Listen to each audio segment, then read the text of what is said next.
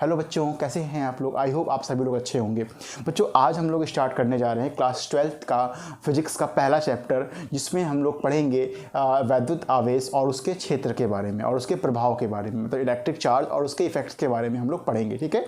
तो बच्चों देखिए, वैद्युत आवेश के बारे में सबसे पहले एक प्रसिद्ध दार्शनिक थेल्स ने देखा एक्चुअली ऑब्जर्व किया। उन्होंने क्या ऑब्जर्व किया कि जब अंबर एक तरह का पदार्थ होता है, एक तरह का आपका मटेरियल होता है, जब उसे उन्होंने ऊनी कपड़े से, ऊनी वस्त्र से रब किया, तो रब करने के बाद उन्होंने ये पाया कि अंबर का जो पदार्थ था, अंबर का जो रॉड था, अंबर का जो टुकड़ा था, वो छोटे छोटे पीस ऑफ पेपर्स को, डस्ट को या और हल्के पदार्थों को अपनी तरफ आकर्षित करने लगा। तो इससे उनके दिमाग में आया कि आखिर में ऐसा क्या चीज़ यहाँ पर हुआ जिसकी वजह से ये छोटे छोटे पदार्थों को, चीज़ों को आकर्षित कर रहा है। ठीक है। तो वहीं से आवेश की स्टार्टिंग हुई थी, वहीं से वैद्युत आवेश के बारे में हम लोगों ने जाना। परंतु उस समय उसके बारे में बहुत ज़्यादा लोग नहीं जान पाए, बहुत सीरियसली उनकी बातों को लोगों ने नहीं लिया।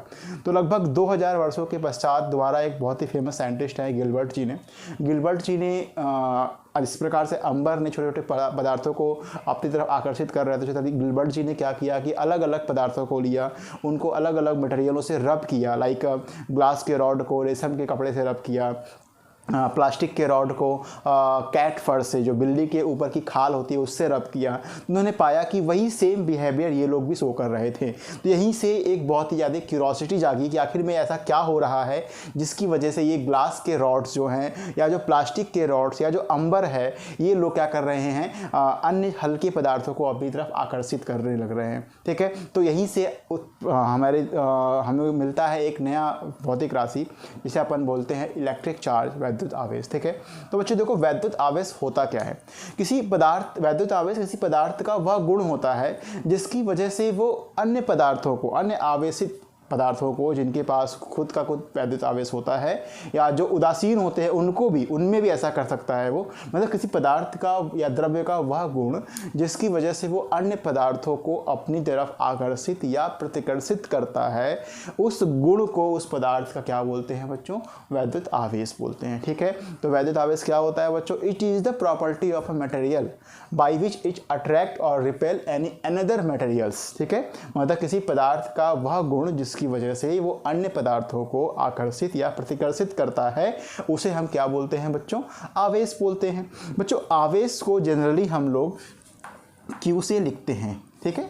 क्यू आवेश का जो सिंबल होता है, आवेश की जो पहचान होती है, वो क्यू से, इसको स्मॉल क्यू या फिर कैपिटल क्यू से रिप्रेजेंट करते हैं। आगे मैं बताऊंगा कि स्मॉल क्यू या कैपिटल क्यू कब लिखा जाएगा। जनरली जो सोर्स चार्ज होते हैं, जो आपके स्रोत होते हैं आवेश के, जहाँ से आवेश है बहुत सारे, जहाँ पर आवेश होते हैं, उनके कुल आवेश को अपन कैपिटल क्यू से लिख देते हैं। सामान्यतः ऐसा देखा जाता है। ठीक है।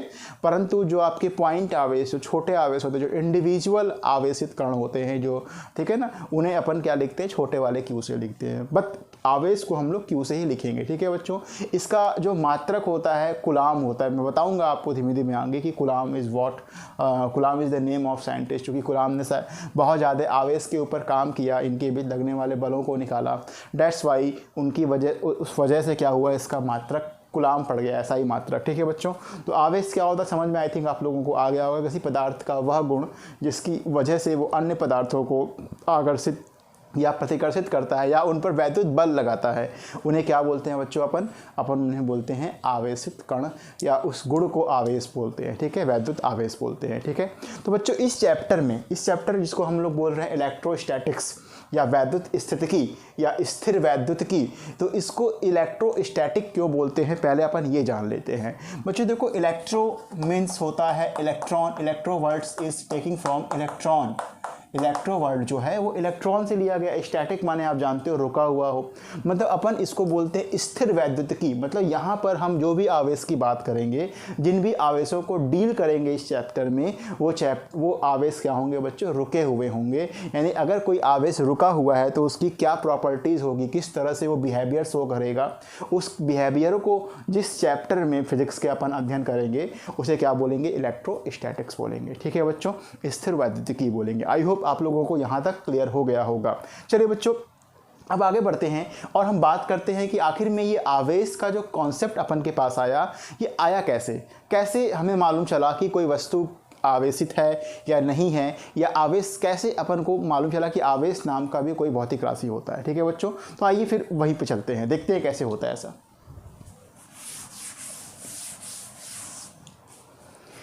देखिए बच्चों, वैज्ञानिकों ने बहुत सारे प्रयोग किए हैं। ये प्रयोग हो सकता है एक्सीडेंटल हो या फिर हो सकता है जानबूझ से किया गया प्रयोग हो। उसमें उन्होंने क्या ऑब्जर्व किया, जैसे कि अगर मैं कुछ एग्जांपल जो उनके प्रयोग थे, तो उन्होंने क्या किया, ग्लास के रॉड को लिया, ठीक है, कांच के एक छड़ को ले लिया और उसको उन्होंने रब कर दिया सिल्क से, सिल्क का कपड़ा ले लिया, सिल्क का टुकड़ा ले लिया, उससे रब कर दिया। एक्चुअली ग्लास के 2 रॉड को लिया। ग्लास के 2 रॉड को लेने के बाद उन्होंने उसको रब किया। रब करने के बाद, रगड़ने के बाद सिल्क के ऊपर क्या किया, फ्रीली उन्हें लटका दिया, फ्रीली उन्हें लटका दिया। तो उन्होंने ये पाया कि ये ग्लास के जो रॉड्स थे ये एक दूसरे को रिपेल कर रहे थे, ये एक दूसरे को दूर ढकेल रहे थे, प्रतिकर्षित कर रहे थे, अट्रैक्ट नहीं कर रहे थे, ये एक दूसरे से दूर भाग रहे थे। ऐसा उन्होंने देखा प्रयोग के द्वारा। क्या किया उन्होंने बच्चों, ग्लास के रॉड को लिया, सिल्क के कपड़े से रगड़ा, रगड़ने के बाद उनको फ्रीली लटका दिया, ठीक है, एक इंसुलेटेड धागे से, ऐसे धागे से जिसमें से आवेश का प्रवाह ना हो सके, ठीक है, तो धागे से लटका दिया फ्रीली। तो उन्होंने देखा कि ये दोनों ग्लास के टुकड़े, ग्लास के रॉड जिनको अपन ने रेशम के कपड़े से रब किया था, वे एक दूसरे से दूर हट रहे थे, यानी प्रतिकर्षित कर रहे थे, रिपेल कर रहे थे एक दूसरे को।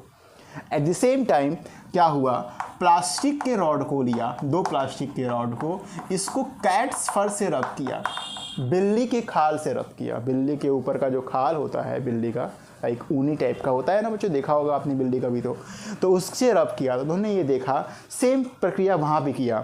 2 प्लास्टिक के रॉड को लिया, कैट के फर के ऊपर रब किया। रब कहोगे सर बिल्ली कहाँ से पकड़ के लाएं, ठीक है ना, तो किसी ऊनी कपड़े से रब कर लेना अगर बिल्ली आपको नहीं मिल रही है तो उसके बाद उन्होंने क्या देखा, या अपने हेयर से रब कर लेना, भाई कोई बहुत बड़ी बात तो है नहीं है, तो आपके पास भी हेयर हो गए, ड्राई हेयर से रब करना, देखना उनको लटका करके, तो आप देखोगे अगेन वही कारनामा दोबारा यहाँ पर हो रहा था, एक दूसरे को रिपेल कर रहे थे, एक दूसरे से दूर भाग रहे थे। ऐसा उन्होंने ऑब्जर्व किया। तो अब आप खुद जानते हो कि 2 वस्तु जो कि पहले रब करने के पहले एक दूसरे को ना तो अट्रैक्ट कर रहे थे, ना ही रिपेल कर रहे थे, रब करने के बाद ही वो क्या हुआ, एक दूसरे को रिपेल करने लगे, एक दूसरे को रिपेल करने लगे। या फिर अगर हम इस ग्लास के रॉड, ये प्लास्टिक का रॉड है, अगर उन्होंने ये भी देखा कि जब ग्लास के रॉड को और प्लास्टिक के रॉड को एक दूसरे के पास लाया गया, फ्रीली सस्पेंड किया गया, तो देखा गया एक दूसरे के पास आ रहे थे, ये यानी एक दूसरे को आकर्षित कर रहे थे, अट्रैक्ट कर रहे थे। तो इससे उनके दिमाग में बात गई कि आखिर में ऐसा क्या हो गया रब करने के बाद कि जो ग्लास के या प्लास्टिक के रॉड पहले एक दूसरे को ना तो अट्रैक्ट या ना रिपेल कर रहे थे, रब करने के बाद ही एक दूसरे को रिपेल करने लगे और ग्लास और प्लास्टिक के रॉड एक दूसरे को अट्रैक्ट करने लगे। ऐसा क्या हो गया वहाँ पर, तो यहीं से उन्होंने सोचा और यहीं से स्टार्ट हुआ कॉन्सेप्ट ऑफ चार्ज के बारे में कि भाई चार्ज क्या होता है। ये तो बच्चों एक जनरल एक्सपेरिमेंट्स था जिससे ये मालूम चला कि भाई जो ये आपका ग्लास रॉड्स हैं इनको रब करने के बाद ये आवेशित बॉडी में, चार्ज बॉडी में या आवेशित पदार्थ में या वस्तु में कन्वर्ट हो गए। ठीक है बच्चों, वैसे आवेश पैदा करने के बहुत सारे और भी तरीके मैं बताऊंगा आपको धीमे धीमे। अब देखो बच्चों, बात आती है कि यहाँ पे आवेश जब इनके भी ऊपर पैदा हुआ तो ये केवल 2 ही तरह का बल लगा रहे हैं एक दूसरे के ऊपर, या तो प्रतिकर्षण का बल लगा रहे हैं या तो आकर्षण का बल लगा रहे हैं।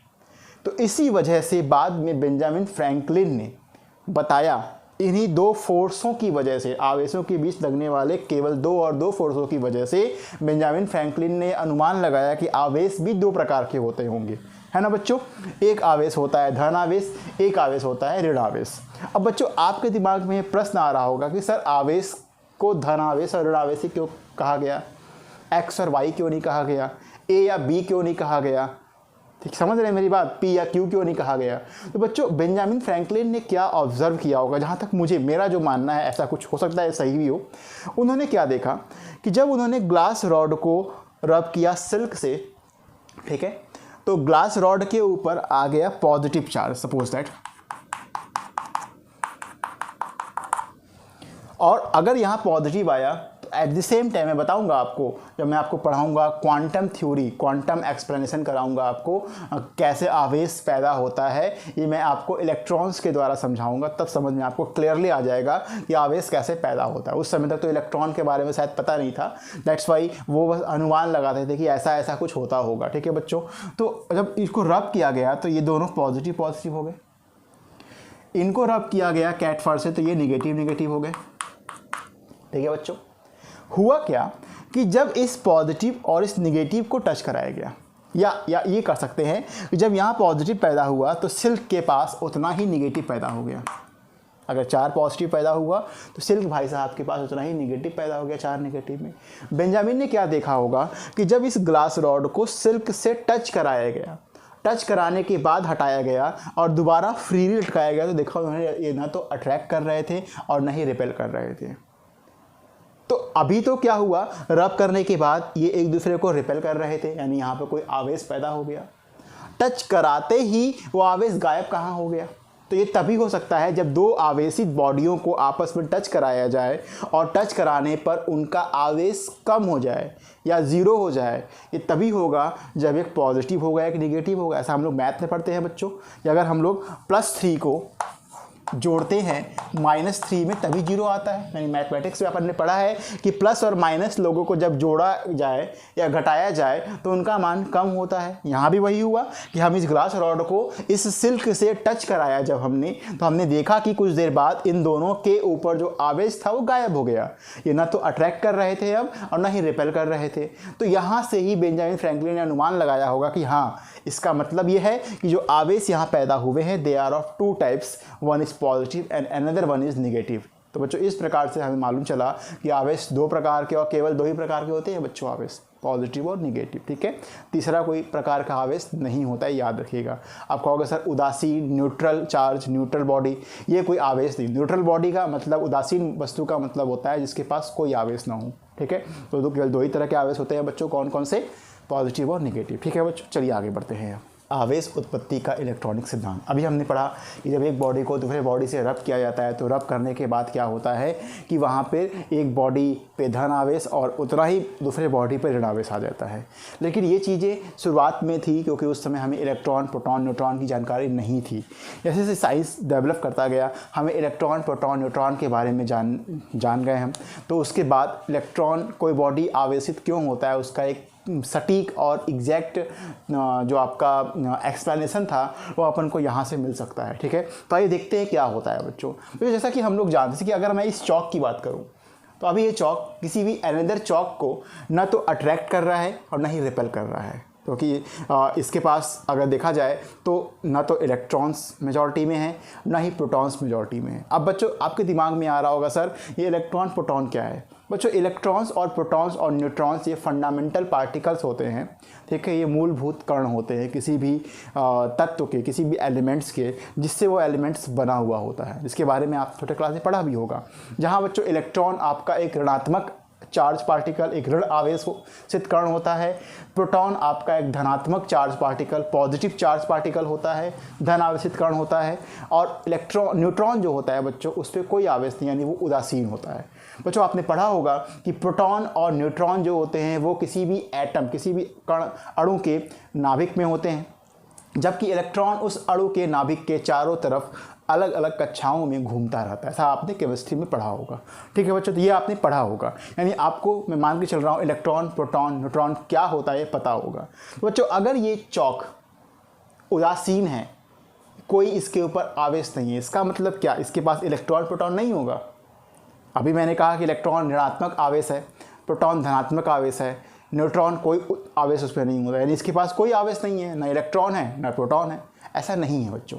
कोई भी वस्तु उदासीन तब हो सकता है जब उसके पास धनात्मक और ऋणात्मक आवेश का मान बराबर हो। यानी कि अगर मान लो हमारे पास कोई x एलिमेंट है बच्चों, ठीक है, हमारे पास x एलिमेंट है, इसके पास मैं मान लेता हूँ शुरुआत में, अभी ये उदासीन है, मान के चल रहा हूँ बच्चों, इसके पास 5 इलेक्ट्रॉन है, 5 प्रोटॉन, ऐसा मैं मान के चल रहा हूँ।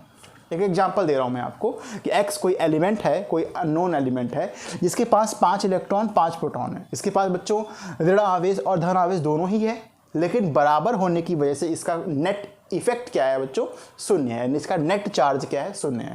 तो मैं जब भी किसी बॉडी के आवेश की बात करूंगा बच्चों, तो मैं कुल आवेश की बात करूंगा, नेट आवेश की बात करूंगा, ना कि इंडिविजुअल कण के आवेश की बात कर रहा हूँ। ठीक है बच्चों, ध्यान रखिएगा इस बात का। तो यहाँ पर इस बॉडी का नेट आवेश क्या है, टोटल आवेश क्या है बच्चों, 0 है। नेट UN फॉर नेट आवेश, नेट चार्ज क्या है, ठीक है बच्चों, 0 है ये। ऐसे ही बच्चों मैं एक वाई एलिमेंट मान लेता हूँ, जिसके पास मान लेता हूँ बच्चों मैं सपोज दैट 11 इलेक्ट्रॉन और 11 प्रोटॉन है। अभी भी इसके पास बच्चों क्या है, इलेक्ट्रॉन और प्रोटॉन की संख्या बराबर है, यानी धनात्मक आवेश और ऋणात्मक आवेश का मान बराबर है। तो अभी भी इसका नेट आवेश क्या है बच्चों, 0 है। लेकिन बच्चों इन दोनों में अंतर क्या है, इन दोनों में अंतर यह है कि इस एलिमेंट का जो बाहरी कक्षा का इलेक्ट्रॉन होगा, वैलेंस इलेक्ट्रॉन, जो 11वां इलेक्ट्रॉन होगा, वो इस एलिमेंट के नाभिक से अधिक दूर होगा इसकी तुलना में। ये मेरी बात समझ पा रहे हैं आपकी नहीं बच्चों?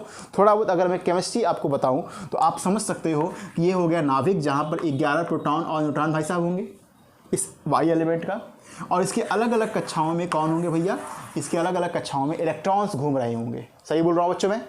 तो बच्चों अलग अलग कक्षाओं में इलेक्ट्रॉन्स घूम रहे होंगे। अभी आप अगर यहाँ पर इलेक्ट्रॉन्स का डिस्ट्रीब्यूशन करो KLMN सेल में, जो कि आपने केमिस्ट्री में पढ़ा होगा, तो आप पढ़ोगे K सेल में 2 इलेक्ट्रॉन आते हैं भैया, फर्स्ट सेल में 2 इलेक्ट्रॉन आएंगे, सेकेंड सेल में 8 इलेक्ट्रॉन हो जाएंगे, 8 इलेक्ट्रॉन हो गए, और थर्ड ऑर्बिट में तीसरी कक्षा में अब 11, देखो 10 इलेक्ट्रॉन तो बच्चों मैंने भर दिया, 11वां इलेक्ट्रॉन थर्ड कक्षा में होगा। यानी इनके 11वें इलेक्ट्रॉन पे आप खुद बताओ बच्चों, न्यूक्लियस जिसके पास धन आवेश है, इलेक्ट्रॉन जिसके पास ऋण आवेश है, अनलाइक आवेश, विजातीय आवेशों के मध्य आकर्षण बल कार्य करता है ना, तो इसके ऊपर जो इसका आकर्षण बल लगेगा वो ज़्यादा स्ट्रॉन्गर होगा कि इस इलेक्ट्रॉन और इसके बीच। बताओ बच्चों, तो आप कहोगे सर इसके और इसके बीच लगने वाला आकर्षण बल वो थोड़ा कमज़ोर होगा इस इलेक्ट्रॉन और इस न्यूक्लियस के बीच, क्योंकि ये पास में है, ज़्यादा पास में होगा, ज़्यादा ताकतवर बल लगेगा, तो ये ज़्यादा टाइटली बाउंडेड होगा यहाँ पर ये इस ऑर्बिट का electron in comparison to last orbit के इलेक्ट्रॉन के। यानी कि अगर एक K है, L है, M सेल का जो इलेक्ट्रॉन है वो कम ताकत से बंधा होगा न्यूक्लियस से in comparison to L cell के इलेक्ट्रॉन से। यानी L सेल के इलेक्ट्रॉन को निकालना मुश्किल होगा M सेल के इलेक्ट्रॉन की तुलना में। इतनी बात मेरी समझ में आ रही है बच्चों? आपको थोड़ा ध्यान से समझना, बेसिक एकदम बेसिक बताऊंगा मैं, इतना बेसिक है कि आपको पूरी तरह क्लियर हो जाएगा कि इलेक्ट्रॉन निकलता क्यों है, क्यों इलेक्ट्रॉन इसी से निकलेगा, इससे क्यों नहीं निकलेगा, और कोई वस्तु आवेशित कब होता है, ये बताऊंगा। एकदम आसानी समझ में बच्चों आपको आ जाएगा। शुरुआत में वस्तु भाई साहब उदासीन थे, इनके पास इलेक्ट्रॉन और प्रोटॉन दोनों की संख्या बराबर थी बच्चों। बाहरी कक्षा का इलेक्ट्रॉन जो है उसको निकालना आसान होता है अंदर की कक्षा के इलेक्ट्रॉन की तुलना में, क्योंकि इस पे न्यूक्लियस का आकर्षण बल थोड़ा कमज़ोर लग रहा होता है। एट द सेम टाइम बच्चों अगर मैं इसका बनाऊँ एटॉमिक स्ट्रक्चर, तो क्या ऐसा कुछ होगा, ये न्यूक्लियस हो गया जहाँ पर 5 प्रोटॉन भाई साहब बैठे हुए हैं, और इसके अलग अलग कक्षाओं में आपके इलेक्ट्रॉन्स घूम रहे होंगे। पहले K सेल में 2 इलेक्ट्रॉन होंगे, आपको पता ही है K सेल में मैक्सिमम 2 इलेक्ट्रॉन होता है ना। इसको निकालने का तरीका पता ही होगा आपको बच्चों, 2n² पता होगा आपको। K के लिए n का मान, मुख्य क्वांटम नंबर का मान 1 होता है, और नंबर ऑफ इलेक्ट्रॉन्स का फार्मूला होता है 2n²। तो अगर K के लिए n का मान 1 है, यहाँ रखोगे तो 1 का स्क्वायर 1 आएगा, यानी कि K में अधिकतम 2 इलेक्ट्रॉन आ सकते हैं। L के लिए n का मान 2 होता है, M के लिए n का मान 3 होता है। इस तरह आप निकाल सकते हो। n का मान अगर यहाँ रखोगे 2 का स्क्वायर 4 दूना के 8 हो गया। L में अधिकतम 8 इलेक्ट्रॉन आ सकते हैं। तो ये आप पढ़े होगे केमिस्ट्री में, ठीक है, तो ये आप वहाँ से सीख लेना। चलो, तो इस X एलिमेंट का अगर बच्चों अपन एटॉमिक स्ट्रक्चर बनाएं तो 2 इलेक्ट्रॉन्स तो हो गए K सेल में, ठीक है। अब बचे कितने इलेक्ट्रॉन, 3 इलेक्ट्रॉन्स तो कहाँ चले जाएंगे, L सेल में, 1 2 3। अब देखो बच्चों, इसका जो वैलेंस इलेक्ट्रॉन है, जो बाहरी कक्षा का इलेक्ट्रॉन है, जो कि L सेल में है, वो न्यूक्लियस के ज़्यादा पास है इसकी तुलना में, है ना। तो जब इन दोनों एलिमेंटों को आपस में रब करेंगे, रगड़ेंगे, तो बीच में क्या पैदा होगा, घर्षण की वजह से हीट पैदा होगा, एनर्जी पैदा होगी। वो एनर्जी क्या होगा, दोनों एलिमेंटों को मिलेगा। अब एनर्जी मिलेगी तो कोई इलेक्ट्रॉन एनर्जी को जब एब्जॉर्व करेगा तो उसके पास जब एनर्जी बढ़ेगी, ताकत बढ़ेगी, तो उस कक्षा में ही क्यों घूमेगा, वो आगे बढ़ना चाहेगा। जैसे आप ही को एनर्जी मिले, आप ही को ताकत मिले, आप ही को पैसा मिले, तो आप यहाँ की ओर रुकना चाहेंगे और आगे बढ़ना चाहेंगे और कुछ नया सीखना चाहेंगे और महंगे कोर्स करना चाहेंगे आप। और यहाँ पर भी होगा बच्चों कि यहाँ पर जब इस इलेक्ट्रॉन को एनर्जी मिलेगा तो ये अपने बाहर की कक्षाओं में जाना चाहेंगे, है ना बच्चों। अब देखो बच्चों, अब दिक्कत ये है कि कौन सी इलेक्ट्रॉन पहले जाएंगे, ये समझना है आपको। अब आपको मैं इसका आंसर पहले दे चुका हूँ कि वही इलेक्ट्रॉन आसानी से निकलेगा जिसके ऊपर न्यूक्लियस की बंधन ऊर्जा, बाइंडिंग एनर्जी कम हो गई, न्यूक्लियस का आकर्षण बल कमज़ोर होगा। तो आप देख सकते हो बच्चों, ये इलेक्ट्रॉन न्यूक्लियस से अधिक दूर है इसकी तुलना में, डेट्स वाई इसको निकालना आसान है इसकी तुलना में। तो बच्चों अब आपको समझ में आ गया होगा कि जब एक्स और वाई दोनों एलिमेंटों को आपस में रब करेंगे तो किसका इलेक्ट्रॉन पहले निकलेगा। किसका निकलेगा बच्चों पहले? जिसका इलेक्ट्रॉन निकालना आसान होगा, या फिजिक्स की भाषा में कहें तो जिसका वर्क फंक्शन कम होगा, जिसका कार्यफलन कम होगा। कार्यफलन क्या होता है सर? देखो बच्चों, वर्क फंक्शन क्या होता है? वर्क फंक्शन यानी कि कार्यफलन। अब देखो बच्चों, इस एलिमेंट से इस इलेक्ट्रॉन को निकालने के लिए मान लो मेरे को चाहता है ई एनर्जी, E1 चाहता है, ठीक है। अब अगर E1 एनर्जी पे इलेक्ट्रॉन निकल गया, लेकिन ये तो नहीं निकलेगा नहीं, क्योंकि इसको निकालने के लिए हमको अधिक एनर्जी चाहिए, है ना। तो किसी भी एलिमेंट से उसके बाहरी कक्षा को इलेक्ट्रॉन को निकालने के लिए जितनी न्यूनतम एनर्जी की रिक्वायरमेंट होती है, जैसे कि सपोज दैट E1 एनर्जी में ये इलेक्ट्रॉन निकल जा रहा है, E1 का मान मान लो 2 जूल है, मान लो एग्जाम्पल के तौर पे 2 जूल के एनर्जी पे ये इलेक्ट्रॉन निकल जा रहा है बाहर, 3 जूल पे भी निकल जाएगा, 4 पे भी निकल जाएगा, 5 पे भी निकल जाएगा, 100 पे भी निकल जाएगा। लेकिन न्यूनतम कौन सी वैल्यू है बच्चों? 2 जूल। 2 जूल से अगर कम करके 1.9 करोगे तो इलेक्ट्रॉन नहीं निकलेगा बाहर। तो वह न्यूनतम एनर्जी जिस पर किसी भी एलिमेंट के बाहरी कक्षा का इलेक्ट्रॉन उस एलिमेंट को छोड़ करके बाहर निकल जाए और वो एलिमेंट क्या हो जाए? आयोनाइज्ड हो जाए, उस एलिमेंट का आयनीकरण हो जाए, उस एलिमेंट पे कोई आयन आ जाए, या उस एलिमेंट में इलेक्ट्रॉन की कमी हो जाए, ये बोल सकते हो आप। तो उस एनर्जी को हम उस एलिमेंट का वर्क फंक्शन बोलते हैं। फिर सुनो बच्चों एक बार, किसी भी एलिमेंट का वर्क फंक्शन उस एलिमेंट को दी गई वह न्यूनतम एनर्जी होती है जिस पर उस एलिमेंट के बाहरी कक्षा के इलेक्ट्रॉन उस एलिमेंट को छोड़ के पूरी तरह बाहर चले जाते हैं। ठीक है बच्चों, तो आई होप कार्यफलन क्लियर हो गया होगा आपको। ऐसे ही इसका भी हो जाएगा। अब बताओ बच्चों, इन दोनों को जब रब करेंगे बीच में एनर्जी पैदा होगी, तो उस एनर्जी जो पैदा हुई उससे कौन इलेक्ट्रॉन पहले निकलेगा? ऑफ कोर्स जिसका वर्क फंक्शन कम होगा यार, जिसको कम एनर्जी पे इलेक्ट्रॉन जो आसानी से दे देता होगा वही पहले निकलेगा। तो अब इन दोनों में किसको कम एनर्जी पे इलेक्ट्रॉन निकालना आसान है बच्चों? तो आप कहोगे सर इसका इलेक्ट्रॉन निकालना कम एनर्जी पे आसान है बिकॉज ये न्यूक्लियस से दूर है। दैट्स वाई बच्चों, ये इलेक्ट्रॉन लूज कर देगा, और ये इलेक्ट्रॉन लूज करके इलेक्ट्रॉन जाएगा कहाँ? जो जिसकी वजह से लूज किया है वो इलेक्ट्रॉन को एब्जॉर्व कर लेगा, ग्रहित कर लेगा, ले लेगा। तो बच्चों यहाँ पे आपको एक चीज़ समझ में आया होगा कि जब इनको रब करते हैं बच्चों, तो रब करने के बाद क्या होगा कि अगर मान लो यहाँ से एक इलेक्ट्रॉन निकला, सपोज दैट, तो वो एक इलेक्ट्रॉन इसने एब्जॉर्व कर लिया, और इलेक्ट्रॉन को एब्जॉर्व करते ही, इलेक्ट्रॉन को लेते ही इसके पास कितने इलेक्ट्रॉन हो जाएंगे बच्चों? एक बढ़ जाएंगे, पहले 5 था, कितना हो गया बच्चों? वेरी गुड, 6 हो जाएगा। और प्रोटॉन अभी भी उतने ही रहेंगे, कितने? 5। प्रोटॉन को निकालना तो शायद असंभव हो, और न्यूक्लियर रिएक्शन जब आप बहुत न्यूक्लियर लेवल की एनर्जी दोगे तब न्यूक्लियस टूटेगा, तब प्रोटॉन निकलेगा, अन्यथा नॉर्मल रगड़ करके हम प्रोटॉन को नहीं निकाल सकते कहीं से। ठीक है बच्चों, तो यहाँ पर क्या हो गया बच्चों? इलेक्ट्रॉन भाई साहब निकले, और यहाँ पर इलेक्ट्रॉन हो गया 6, और प्रोटॉन अभी भी 5 ही है। तो बताओ यहाँ पर कौन अधिक है? अब तो उदासीन नहीं रह गया एलिमेंट। अब क्या हो गया बच्चों? सर निगेटिव वाला आवेश एक ज़्यादा हो गया, एक ज़्यादा हुआ, तो यहाँ पे 1 निगेटिव चार्ज हो जाएगा, 1 निगेटिव ई का आवेश यहाँ पैदा हो जाएगा, क्योंकि यहाँ पे एक इलेक्ट्रॉन अधिक हो गया। एट द सेम टाइम देखो बच्चों, यहाँ पर जब यहाँ से इलेक्ट्रॉन निकलेगा तो क्या यहाँ पर अभी भी 11 इलेक्ट्रॉन रहेगा? बिल्कुल नहीं। अब कितना हो गया बच्चों यहाँ पर? अब यहाँ पर हो गया 10 इलेक्ट्रॉन और 11 प्रोटॉन। कौन अधिक हो गया बच्चों? यहाँ पर एक प्रोटॉन अधिक हो गया, एक इलेक्ट्रॉन निकला है बच्चों यहाँ पे, तो यहाँ पर एट द सेम टाइम 1 ई का प्लस चार्ज हो जाएगा। प्लस का मतलब जो अधिक होगा वो साइन यहाँ पर दिख जाएगा आपको। एक इलेक्ट्रॉन निकला तो प्लस, यहाँ पे इलेक्ट्रॉन की कमी हो गई तो यहाँ प्लस आवेश आ जाएगा, और 1 ई का आवेश होगा, एक इलेक्ट्रॉन निकला। अगर मान लो बच्चों 2 इलेक्ट्रॉन गया होता यहाँ से यहाँ पर, मान लो अगर मान लो 2 इलेक्ट्रॉन गया होता, तो क्या होता है यहाँ पर बच्चों, यहाँ पर -2e का आवेश आता इस एलिमेंट पे, x एलिमेंट पे, और इस y एलिमेंट पे क्या आता बच्चों, +2e का आवेश आता। अब आई थिंक आपको क्लियर हो गया होगा किसी भी एलिमेंट्स में आवेश कैसे पैदा किया जाता है। एक बात बच्चों आपने ध्यान दिया कि आवेश यहाँ पे कोई नया आवेश का स्थानांतरण नहीं हो रहा है, यहाँ पे कोई नया इलेक्ट्रॉन का ट्रांसफ़र नहीं हो रहा है, बल्कि इसी सिस्टम से इस सिस्टम में इलेक्ट्रॉन जा आ रहा है। यानी कोई बाहर से इलेक्ट्रॉन नहीं आ रहा है, ये एक दूसरे को अपने इलेक्ट्रॉन दे रहे हैं, ले रहे हैं। यानी कि आवेश यहाँ पे संरक्षित है। इसी को बोलते हैं आवेश संरक्षण का नियम।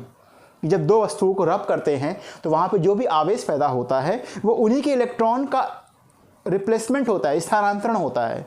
उनका एक का इलेक्ट्रॉन दूसरे में चला जाता है, दूसरे का पहले वाले में चला जाता है। इससे वहाँ पर आवेश पैदा होता है।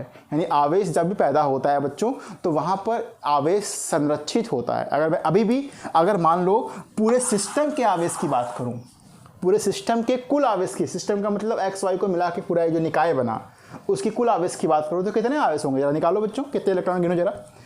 यहाँ पे 6 इलेक्ट्रॉन 5 प्रोटॉन, 6 इलेक्ट्रॉन और यहाँ 10 इलेक्ट्रॉन, कितने हो गए बच्चों, 16 इलेक्ट्रॉन हो गए। 5 प्रोटॉन 11 प्रोटॉन, कितने प्रोटॉन हो गए बच्चों, 16 प्रोटॉन हो गए। यानी अभी भी यहाँ पर 16 इलेक्ट्रॉन और 16 प्रोटॉन ही है। कितना भी आप रब कर लो, कितना भी इलेक्ट्रॉन का स्थानांतरण एक बॉडी से दूसरे बॉडी में हो, लेकिन कुल आवेश की बच्चों हम बात करेंगे तो वो अभी भी क्या है, शून्य है, उदासीन है बॉडी। यानी किसी वस्तु का नेट आवेश, किसी सिस्टम का नेट चार्ज हमेशा शून्य होता है। हाँ, आपस में एक दूसरे में स्थानांतरण होता है। इससे ये क्लियर होता है कि आवेश संरक्षित होता है। आवेश को न तो हम पैदा करते हैं और न ही डिस्ट्रॉय करते हैं, बल्कि ये एक बॉडी से दूसरे बॉडी में स्थानांतरित होता रहता है। ठीक है बच्चों, आई होप आप लोग को यहाँ तक क्लियर हो गया होगा कि आवेश कैसे पैदा किया जाता है। ठीक है बच्चों, चलिए आगे बढ़ते हैं। अब बच्चों देखिए, क्या आवेश को केवल हम फ्रिक्शन के द्वारा ही पैदा कर सकते हैं? क्या कोई और तरीका नहीं जिससे हम किसी वस्तु में आवेश पैदा कर सकें? क्या हमेशा हमें आवेश पैदा करने के लिए दो वस्तुओं को आपस में रगड़ने की ज़रूरत है? तो इसका उत्तर है नहीं, बिल्कुल नहीं। आवेश को पैदा करने के लिए बच्चों बहुत सारे तरीके हैं। एक तरीका जो मैंने बताया आपको, फ्रिक्शन के द्वारा, घर्षण के द्वारा। एक वस्तु को लिया, दूसरे वस्तु के ऊपर रखा और रगड़ना स्टार्ट कर दिया, जब तक कि दोनों के बीच में हीट पैदा ना हो जाए। हीट पैदा होगा, आवेश का स्थानांतरण होगा, इलेक्ट्रॉन का स्थानांतरण होगा, तो वहाँ पर आवेशिक बॉडी हमें मिल जाएंगे। जैसा कि आप अक्सर एक्सपेरिमेंट करते हो, प्लास्टिक पेन को अपने ड्राई हेयर से रब करके देखते हो तो पीस ऑफ पेपर को अट्रैक्ट करता है। ये एग्जाम्पल हो गया आवेशित करने किसी वस्तु को घर्षण के द्वारा, फ्रिक्शन के द्वारा। अगर बच्चों हमारा देखो मेन मोटिव क्या है, आवेश पैदा करने का मेन मुद्दा है इलेक्ट्रॉन का स्थानांतरण। मेन क्या काम करना है हमको, आवेश को जनरेट करने के लिए एक वस्तु से दूसरे वस्तु में इलेक्ट्रॉन का स्थानांतरण करना है बच्चों। तो वो कई सारे तरीके हो सकते हैं। एक हो सकता है आप उनके बीच में इलेक्ट्रिक करंट फ्लो करा दो, तो इलेक्ट्रिक करंट जब जाएगी तो वस्तु गर्म होगा तो इलेक्ट्रॉन को एनर्जी मिलेगी, इलेक्ट्रॉन को एनर्जी मिलेगी तो वो एक बॉडी से दूसरे बॉडी में जाएगा, और जब जाएगा तो वहाँ पर क्या हो जाएगा, आवेशित बॉडी मिल जाएगी अपन को, है ना।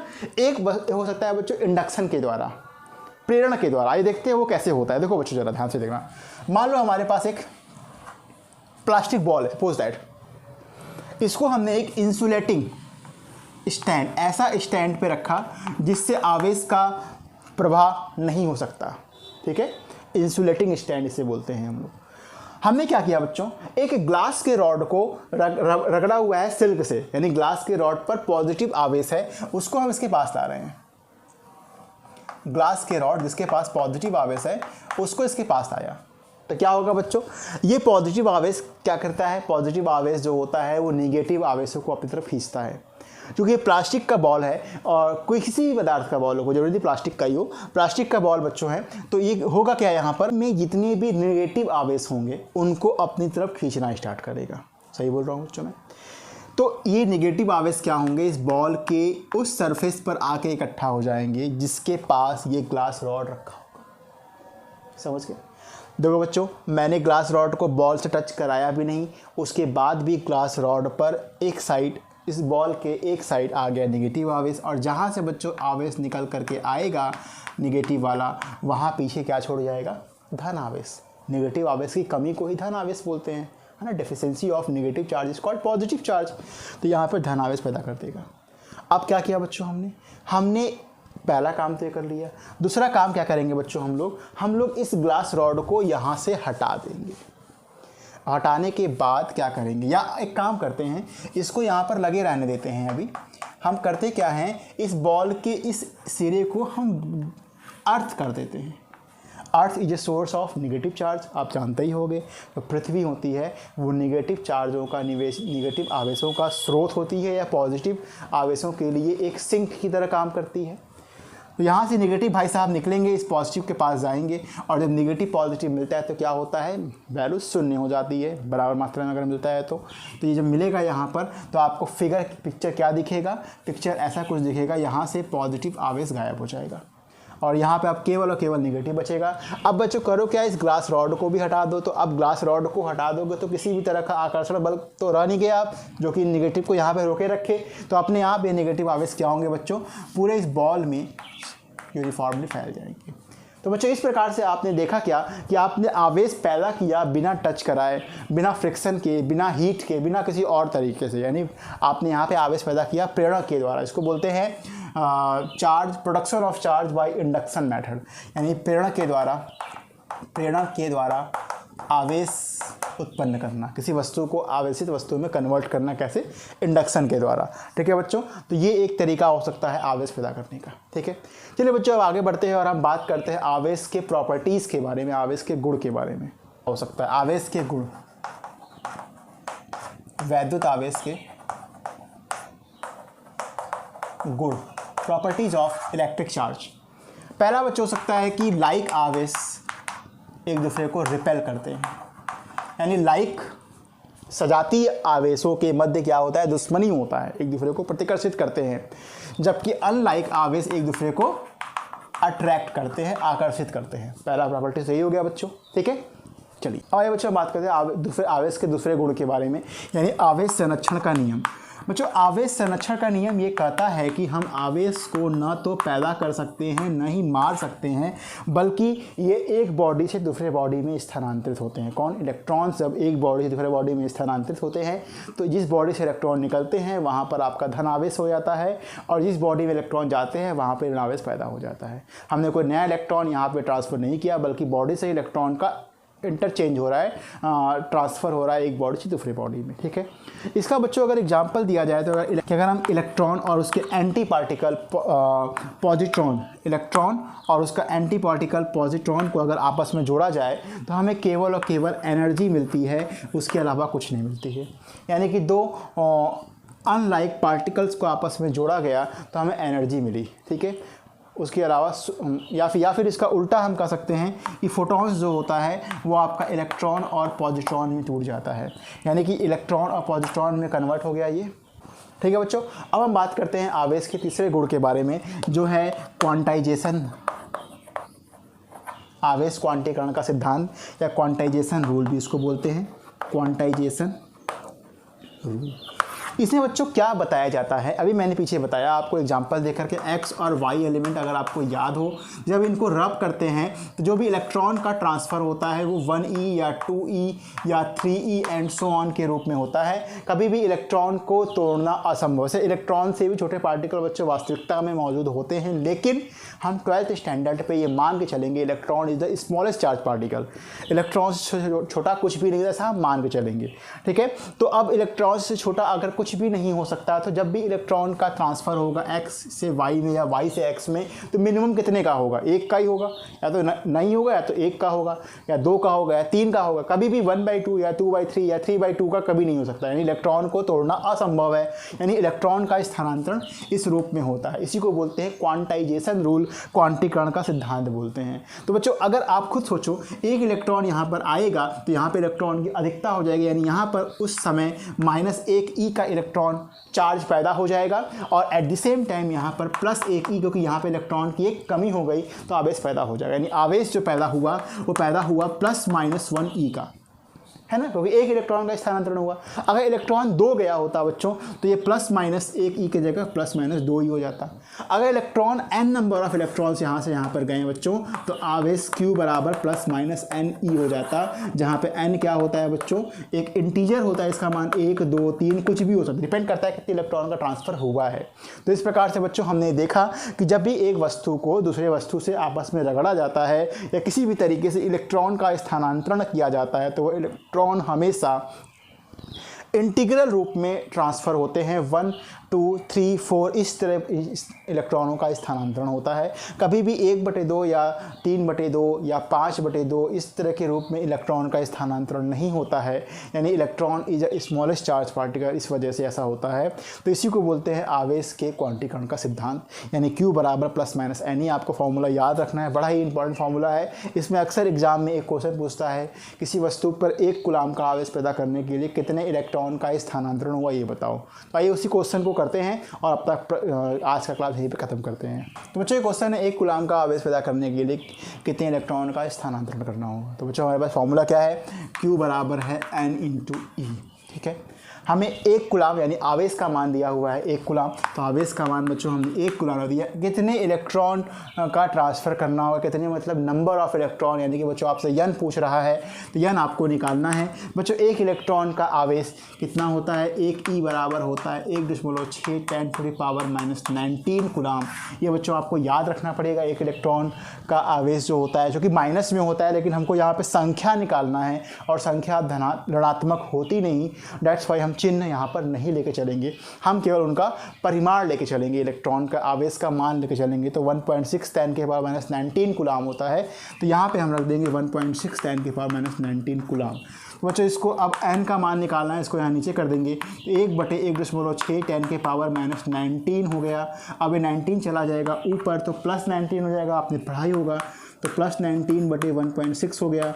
हम बच्चों इसमें से करते क्या है कि एक 10 बाहर निकाल लेते हैं, तो यहाँ पे केवल 18 बचेगा और हम अपने मन से नीचे 10 से गुणा करते हैं तो ऊपर भी गुणा करना पड़ जाएगा। ठीक है, तो ये हो गया 100/16 10⁻18। अब बच्चों इसको हल कर लेंगे हम, तो 4 से कट जाएगा, फिर इसको हल करेंगे तो 6.25 10⁻18 हो जाएगा n का मान। यानी बच्चों अगर हम 6.25 10⁻18 इलेक्ट्रॉन्स किसी एलिमेंट से निकाल लें तो जो वहाँ पर +1 कूलम्ब का आवेश आएगा, बिकॉज वहाँ से इलेक्ट्रॉन निकाला है, और इस एलिमेंट को वो इलेक्ट्रॉन्स देंगे, इतने इलेक्ट्रॉन्स, वहाँ पर -1 कूलम्ब का आवेश आ जाएगा। तो क्वेश्चन 2 तरीके से पूछ सकता है, किसी वस्तु से कितने इलेक्ट्रॉन निकाला जाए कि वहाँ पर +1 कूलम्ब का आवेश आ जाए। तो आंसर ये होगा। क्वेश्चन पूछ सकता है, किसी वस्तु को कितने इलेक्ट्रॉन दिया जाए कि वहाँ पर -1 कूलम्ब का आवेश आ सकता है, तो उसका आंसर भी यही होगा। है ना बच्चों, समझ में आ गया होगा। आई होप आपको आज का क्लास समझ में आया होगा। अगर कोई भी दिक्कत आपको समझ में आती है आज के लेक्चर में, या कोई भी चीज़ें, कोई भी सुधार, कोई सुझाव जो आप चाहते हो कि आपको अगले वीडियो में मिले, वो सुझाव या सुधार, तो आप बच्चों ज़रूर कमेंट बॉक्स में मुझे नीचे लिख के बताना, ताकि मैं अपने अगले वीडियो को और बेहतर कर पाऊँ, जिससे आप सभी लोगों का फ़ायदा हो सके। ठीक है बच्चों, धन्यवाद। आगे मिलते हैं अगले वीडियो में कूलम्ब्स के लॉ के साथ, कूलम्ब के नियम के साथ। ठीक है बच्चों, धन्यवाद, बाय।